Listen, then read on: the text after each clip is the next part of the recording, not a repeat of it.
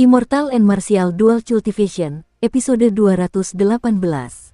Untuk melihat video selengkapnya, sahabat bisa kunjungi playlist yang telah Sabta Novel sediakan. Yuk mari, kita berimajinasi bersama dan masuk ke alur ceritanya.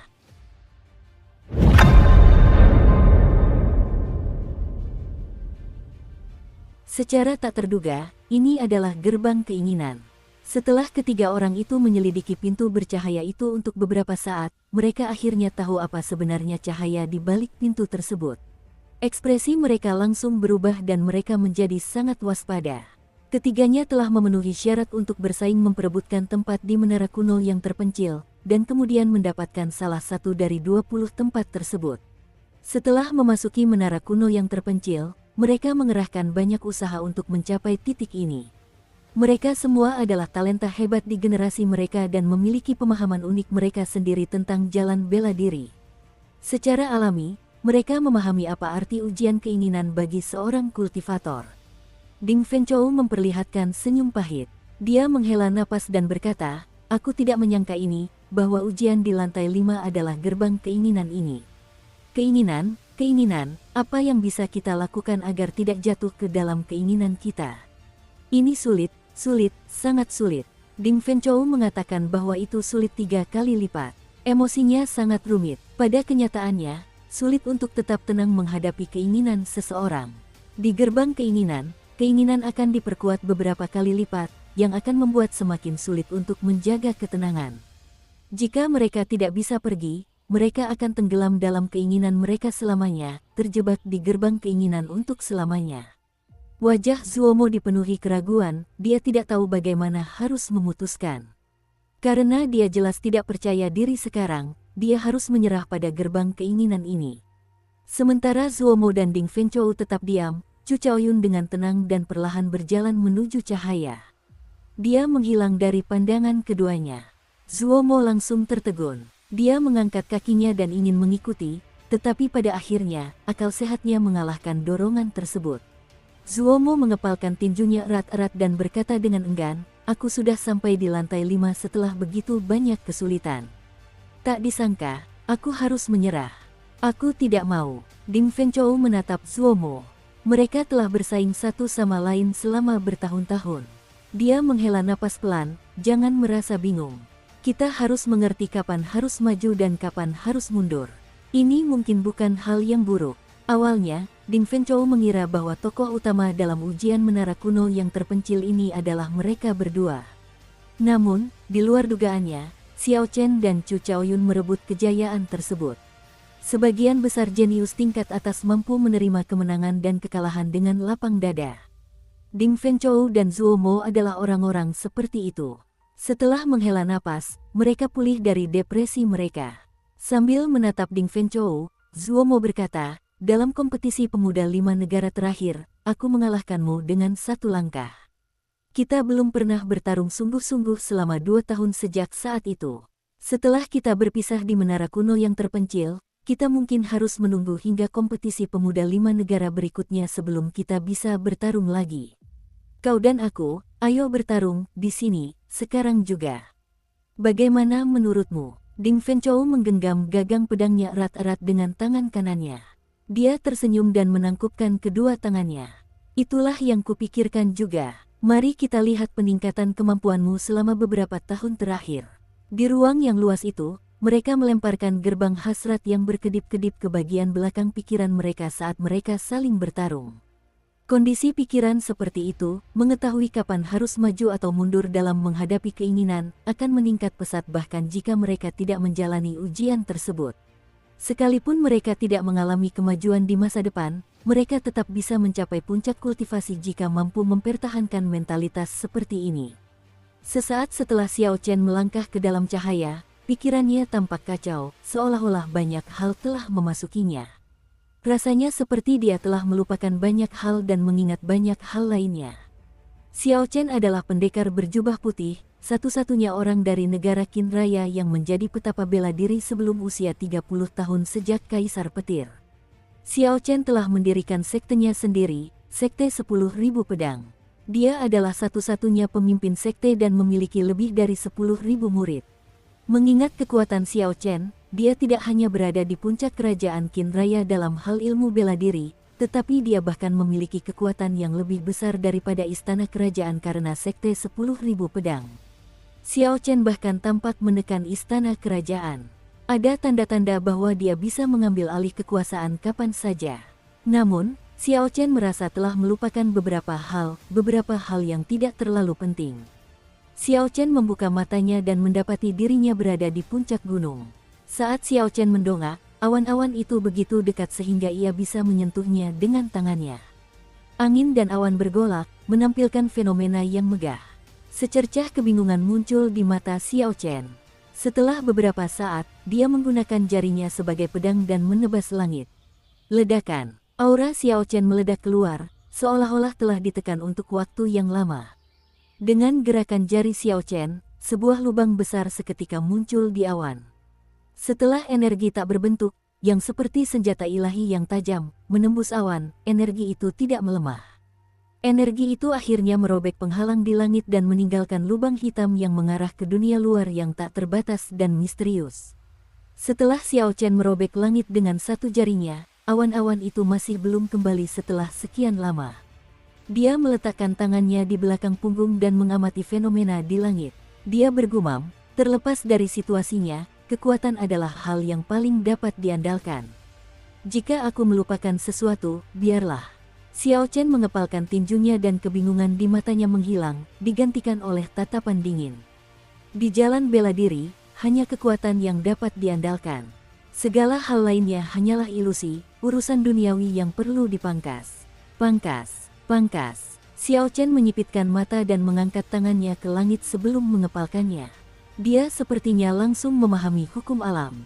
Di bawah pengaruh hukum alam, lubang besar itu mulai menutup. Awan berputar dan angin berubah arah, semuanya kembali normal. Siu, sesosok bayangan melintas di bawah gunung. Orang itu mengenakan jubah biru dengan gambar pedang bayangan bulan yang disulam di dadanya. Itulah logo sekte 10.000 pedang. Namun, logo di dada pemuda berjubah biru ini berbeda dari yang lain. Selain pedang bayangan bulan, logonya juga memiliki sarung pedang emas. Orang itu adalah Lan Chou, murid pertama dari pemimpin sekte 10.000 pedang. Ketika Lan Chou melihat pemandangan ini, rasa hormat di matanya menjadi semakin kuat. Sosok Xiao Chen melesat dan tiba di hadapan orang itu. Dia bertanya tanpa ekspresi, bagaimana kelanjutan masalahnya. Lan Chou berlutut dengan satu lutut dan berkata dengan hormat, melaporkan kepada guru, sekte pedang kabut telah sepenuhnya dimusnahkan. Kata-kata, sekte pedang kabut, tidak akan pernah lagi disebut di negara Qin Raya. Pemimpin sekte telah terbunuh tetapi Chu Chaoyun hilang. Kami tidak tahu kemana dia pergi. Xiao Chen sedikit terkejut, kemudian dia berkata dengan dingin, serahkan semuanya. Lan Chou mengangguk dan mengeluarkan sejumlah kotak dari cincin spasialnya. Kotak-kotak itu semuanya berisi batu roh tingkat menengah. Terdapat setidaknya 30.000 kotak. Energi spiritual yang pekat mengalir keluar dari kotak-kotak itu, menyelimuti seluruh puncak gunung. Xiao Chen berkedip dan mengerutkan kening, terdapat tepat 10 juta batu roh tingkat menengah. Apakah tabungan sekte pedang berkabut selama 10.000 tahun begitu sedikit? Dada Lan Chou terasa sesak, dia tahu Xiao Chen mencurigainya. Dia segera melanjutkan, dugaanku, Chu Chaoyun mengambil setidaknya setengahnya, itu sebabnya hanya tersisa sedikit. Namun, masih ada 50.000 batu roh tingkat unggul dan setidaknya 100 ramuan roh yang berusia setidaknya 3.000 tahun. Tanpa ragu, Lan Chou mengeluarkan semua harta benda sekte pedang berkabut. Ekspresi Xiao Chen berubah serius dan tegas. Dia mengangguk dan berkata, tidak apa-apa, aku akan berusaha sebaik mungkin. Bang. Dengan sebuah pikiran, 30.000 kotak batu roh tingkat menengah meledak bersama dengan batu roh tingkat menengah di dalamnya. Xiao Chen mengubah 10 juta batu roh tingkat menengah yang hancur menjadi cairan kental lengket yang melayang di udara. Dia tetap tanpa ekspresi saat mengangkat tangan kanannya dan menariknya ke belakang. Huhu. Cairan lengket itu menutupi seluruh puncak gunung dan berputar membentuk pusaran air. Kemudian, Xiao Chen menghancurkan sisa-sisa batu roh tingkat menengah. Akhirnya, Xiao Chen memurnikan saripati dari 10 juta batu roh tingkat menengah menjadi sebuah pil kecil. Dia membuka mulutnya dan menelannya. Pil itu berubah menjadi saripati yang bergelombang dan mengalir ke dantiannya, memenuhi lautan Qi. Xiao Chen memejamkan matanya dan perlahan menyerap esensi. Setelah sekian lama, dia membuka matanya. Wajahnya yang serius dan tegas menunjukkan tanda-tanda ketidakpuasan. 10 juta batu roh tingkat menengah hanya bisa menghemat waktu kultivasi saya selama 3 tahun. Jumlah energi yang dibutuhkan seorang petapa bela diri terlalu banyak. Lan Chou menelan ludahnya. Hanya orang di hadapannya ini yang mampu mengucapkan kata-kata semegah itu. 10 juta batu roh tingkat menengah itu adalah tabungan sekte pedang berkabut selama 10.000 tahun. Namun, Xiao Chen menelannya begitu saja dan tetap merasa tidak puas. Lan Chou menyarankan dengan suara lembut, "Guru, Istana Roh Malam dan Sekte Pedang Berkabut sudah tidak ada lagi. Sekarang, satu-satunya sekte besar yang tersisa di negara Qin Raya adalah Paviliun Pedang Surgawi. Kapan kita harus bertindak? Kita menunggu perintah guru." Lan Chou jelas tahu bahwa alasan Xiao Chen mendirikan sekte 10.000 pedang adalah agar dia bisa mengumpulkan sumber daya dengan lebih efisien. Dia tidak pernah peduli dengan kekuasaan atas dunia fana. Inilah alasan mengapa Lan Chou bersumpah untuk mengikuti Xiao Chen sampai mati. Sementara Xiao Chen tidak peduli dengan otoritas, Lan Chou justru peduli. Dengan melenyapkan 3 sekte besar dan menelan istana kerajaan, kekuatan sekte 10.000 pedang akan melambung ke puncaknya. Lan Chou merasa bersemangat hanya dengan memikirkan hal itu. Paviliun Pedang Surga. Bayangan seorang wanita muncul di benak Xiao Chen. Dia menggelengkan kepalanya dan berkata, "Tidak perlu. Kau boleh pergi dulu. Setelah aku berlatih selama 3 hari, kita akan menuju ibu kota kekaisaran dan menghancurkan istana kerajaan Qin Agung." Siu. Xiao Chen mengulurkan jarinya dan menusuk udara. Setiap kali dia menusuk, sebuah batu roh tingkat unggul muncul. Di bawah kendali Xiao Chen, 50.000 batu roh tingkat unggul membentuk formasi pengumpul roh yang sangat besar di udara di atas sekte 10.000 pedang. Xiao Chen melayang ke atas dan duduk dengan mantap di tengah formasi. Semua garis formasi pengumpul roh langsung menyala. Gemuruh, awan bergolak dan hujan yang terbuat dari energi spiritual murni turun. Hujan itu jatuh di atas formasi tersebut dan mengalir ke pusatnya. Di dalam menara kuno yang terpencil, pertempuran antara Ding Fenchou dan Zuo Mo mencapai puncaknya. Bang! Angin telapak tangan dan ki pedang berbenturan. Keduanya terdorong mundur dan darah menetes dari mulut mereka. Mereka tampak sama kuatnya. Namun, jika diperhatikan dengan saksama, luka Zuo Mo lebih parah daripada luka Ding Fenchou. Dalam pertarungan tersebut, Zuo Mo berada dalam posisi yang kurang menguntungkan. Zuo Mo berkata pelan, "Kau menang, kakak." Ding Fenchou menyarungkan pedangnya dan menggelengkan kepalanya dengan getir. Dia berkata, "Ruang di sini sempit, itu membatasi kekuatanmu. Anggap saja ini seri." Zuo Mo tersenyum dan tidak membantah. Dia melirik gerbang keinginan dan bertanya, "Apakah kau benar-benar tidak mau mencobanya?" Ding Fenchou menatap dalam-dalam ke dalam gerbang keinginan yang berkedip-kedip. Kemudian, dia menggelengkan kepalanya dan berkata, "Tidak perlu. Terlalu sulit untuk mengatasi keinginan. Tidak mungkin bagiku untuk membebaskan diri dari gerbang ini sebelum aku mencapai usia 30 tahun, jadi aku akan terjebak di sana selamanya. Menurutmu, siapa di antara keduanya yang memiliki peluang terbaik untuk melewati gerbang keinginan ini?" tanya Zuo Mo. Setelah berpikir sejenak, Ding Fenchou berkata, "Mungkin Chu Chaoyun." Keinginan Xiao Chen terlalu jelas, yaitu untuk mencapai puncak kultivasi. Semakin besar keinginan, semakin sulit untuk melepaskannya. Pada akhirnya, dia akan melupakan jati dirinya yang sebenarnya dan tersesat. Zuo Mo tersenyum tipis dan berkata, "Kita lihat saja nanti. Namun, aku sangat berharap dia bisa keluar." Sepanjang sejarah ujian ini, lantai 5 selalu menjadi ambang batas. Jika dia bisa keluar, dia pasti akan naik ke level yang lebih tinggi. Keduanya berhenti berbicara dan mengeluarkan liontin giok yang melingkari leher mereka. Liontin giok itu memungkinkan mereka untuk tetap tinggal di menara kuno yang terpencil. Tentu saja, jika mereka menghancurkan liontin mereka, mereka akan diusir. Retakan. Keduanya menghancurkan liontin giok mereka secara bersamaan. Kemudian, mereka berubah menjadi cahaya redup dan terlempar keluar dari menara kuno yang terpencil. Di kaki patung Kaisar Tianwu, Si Hailong melihat Zuo Mo dan Ding Fenchou menyerah, dan cahaya di matanya menjadi lebih terang. Hanya Chu Chaoyun dan Xiao Chen yang tersisa. Sebentar lagi, kita akan tahu siapa orang itu. Seorang pria tua di samping berkata, sudah bertahun-tahun sejak seseorang berhasil menyelesaikan lantai 4. Sekarang, bahkan ada 2 orang yang mencoba menyelesaikan lantai 5.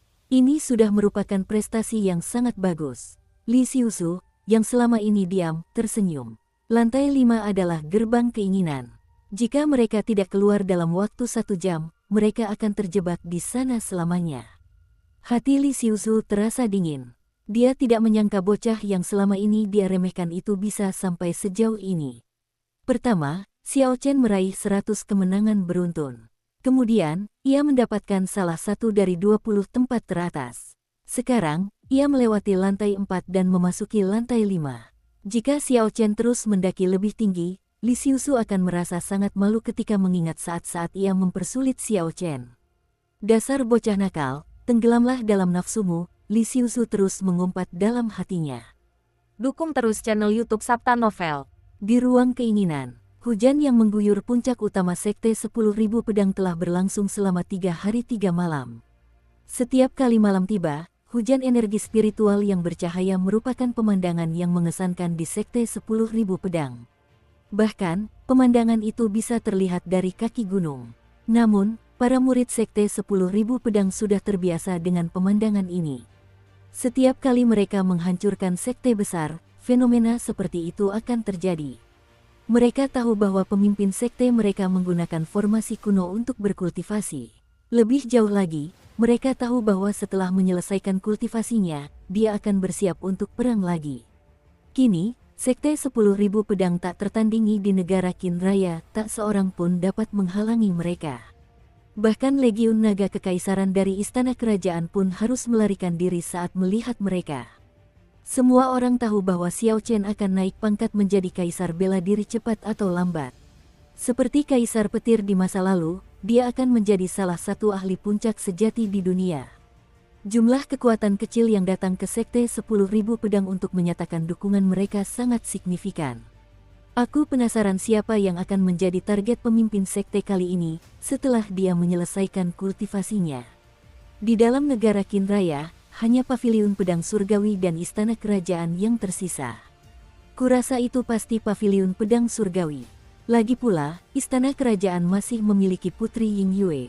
Dia cukup kuat untuk menjadi tantangan bagi pemimpin sekte kita, dia akan sulit dihadapi. Namun, kudengar ketua sekte itu pernah menjadi bagian dari paviliun pedang surgawi.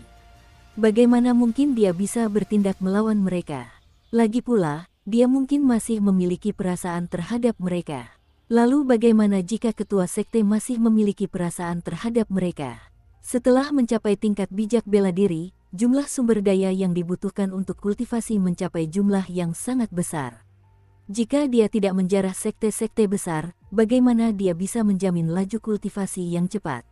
Di kaki gunung, para murid inti Sekte 10.000 Pedang yang sedang berpatroli sedang mengobrol santai tentang target Xiao Chen selanjutnya. Mengumpulkan. Tepat saat itu, lonceng aula besar di tengah gunung berbunyi 12 kali. Para murid yang sedang berpatroli segera menunjukkan ekspresi gembira. Mereka berhenti mengobrol dan menuju ke aula.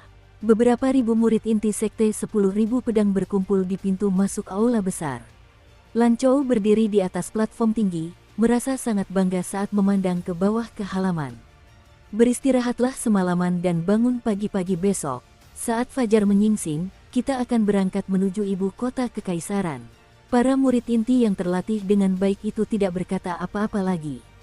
Mereka segera berpencar dan melakukan persiapan mereka. Di dalam formasi pengumpul roh, energi spiritual dari 50.000 batu spiritual tingkat tinggi abis. Gumpalan api spiritual muncul di bawah Xiao Chen dan menyebar ke seluruh formasi besar tersebut. Siu, api spiritual itu membakar abis segalanya. Xiao Chen berdiri di udara setelah semua itu selesai, matanya berbinar-binar dengan cahaya terang. Memang, batu roh tingkat unggul memiliki efek yang lebih baik. Namun, formasi pengumpul roh tingkat 9 ini telah menghabiskan terlalu banyak batu roh tingkat unggul. Sepertinya aku tidak punya pilihan selain pergi ke istana kerajaan, kata Xiao Chen dengan tegas sambil menatap ke arah ibu kota kekaisaran. Pagi-pagi sekali keesokan harinya, 100 kapal perang berlayar di hadapan Sekte 10.000 pedang. Panji Sekte 10.000 pedang berkibar dengan bangga di haluan kapal-kapal perang tersebut. Xiao Chen berdiri di puncak gunung, mengamati semua itu dengan ekspresi serius dan tegas. Dia sama sekali tidak memiliki perasaan terhadap bawahannya di sekte tersebut. Mereka hanyalah pion untuk mengumpulkan sumber daya. Di mata Xiao Chen, kekuasaan di dunia hanyalah sesuatu yang biasa saja, sesuatu yang menghambat seorang kultivator, suatu bentuk keinginan. Ini adalah emosi yang harus ia singkirkan dari dirinya sendiri. Siu, dengan sebuah pikiran, cahaya merah menyala melintas di dahi Xiao Chen, dan singgasana merah muncul di udara. Dia duduk di singgasana dan memegang pedang bayangan bulan dengan tangan kanannya. Awan merah tak terbatas membawa tahta. Dengan kilatan cepat, Xiao Chen tiba di hadapan pasukannya. Dia mengangkat tangan kirinya lalu terbang maju tanpa mengucapkan sepatah kata pun. Ketika Lan Chou di kapal induk melihat isyarat Xiao Chen, dia segera berteriak, "Pergi." Xiao Chen duduk di singgasana merah dan memimpin para elit sekte 10.000 pedang. Ia menopang dagunya di tangan kanannya sambil meletakkan pedang bayangan bulan miliknya dengan tangan kirinya. Xiao Chen dengan agak malas menutup matanya, tidak membiarkan aura apapun keluar. Namun, postur Xiao Chen di atas singgasana memberikan kesan seorang penguasa tertinggi yang memandang rendah dunia. Semua kultivator yang bertemu dengan mereka langsung menyerah tanpa ragu. Terlebih lagi, mereka melakukannya dengan tenang, tanpa menimbulkan gangguan.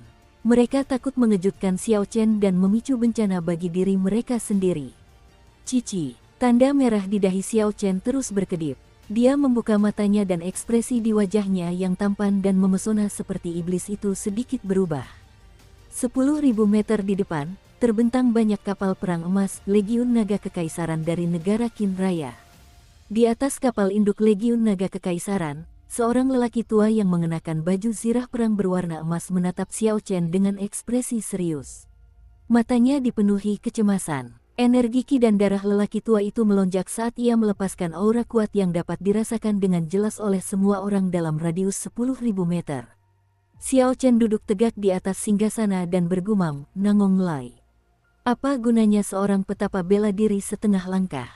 Siu. Singgasana itu menggandakan kecepatannya dan bergerak maju dengan cepat. Dalam sekejap mata, Xiao Chen tiba di hadapan Legiun Naga Kekaisaran, menunggangi awan merah menyala.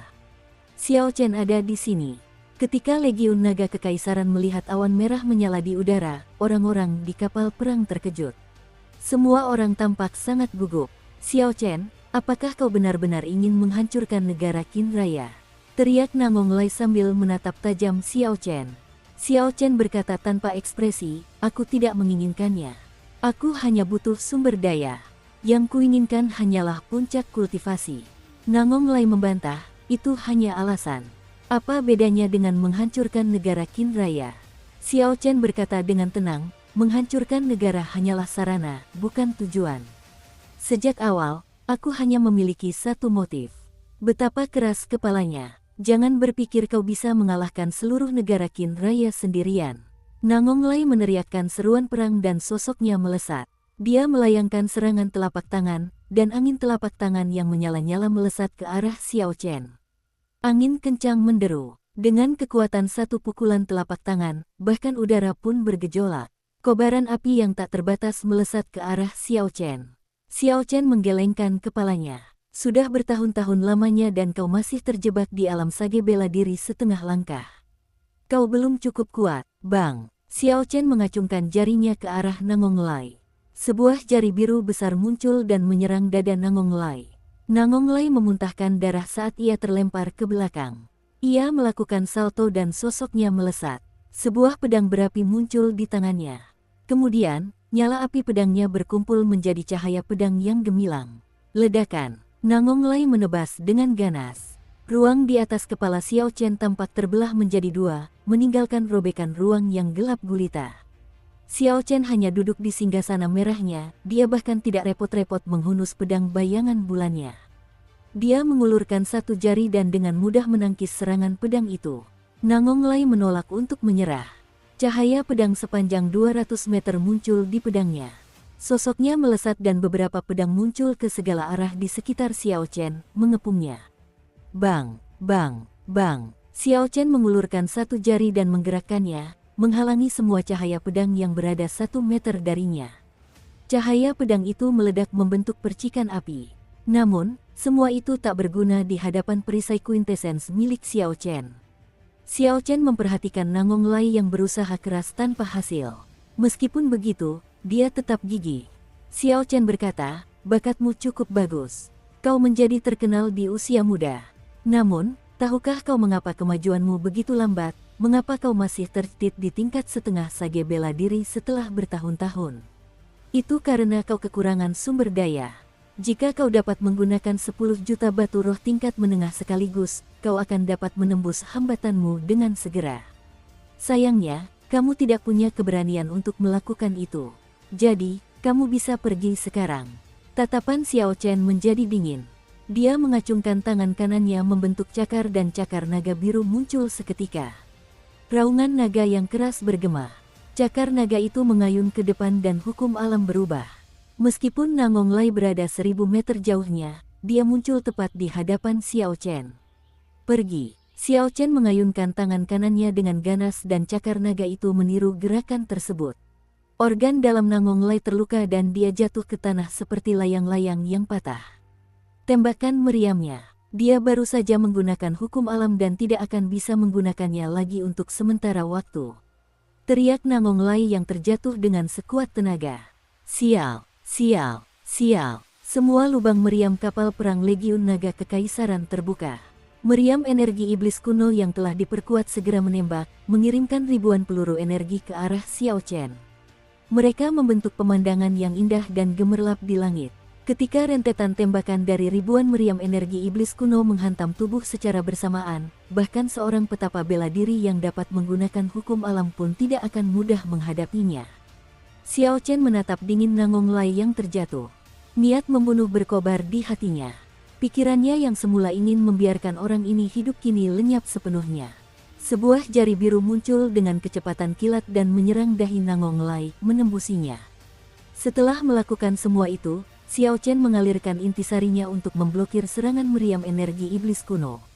Bang! Ribuan peluru energi yang mampu menghancurkan gunung menghantam perisai intisari Xiao Chen, yang hanya bertahan selama setengah detik sebelum hancur berkeping-keping. Ayah! Ayah! Ayah! Ayah!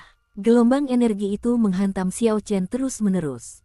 Xiao Chen menggerakkan organ dalamnya, dan ekspresinya tidak banyak berubah. Ekspresinya malah semakin dingin. Ketika rentetan tembakan energi berakhir, Xiao Chen menyeka setetes darah dari mulutnya. Kemudian, dia menatap acuh tak acuh ke arah Legiun Naga Kekaisaran di hadapannya dan berkata dingin, pergi. Yang diinginkan Xiao Chen hanyalah sumber daya istana kerajaan. Dia tidak memiliki kebencian terhadap kelompok orang di hadapannya ini. Jika Nangong Lai tidak bersekongkol melawannya di saat-saat terakhir, dia tidak akan membunuhnya.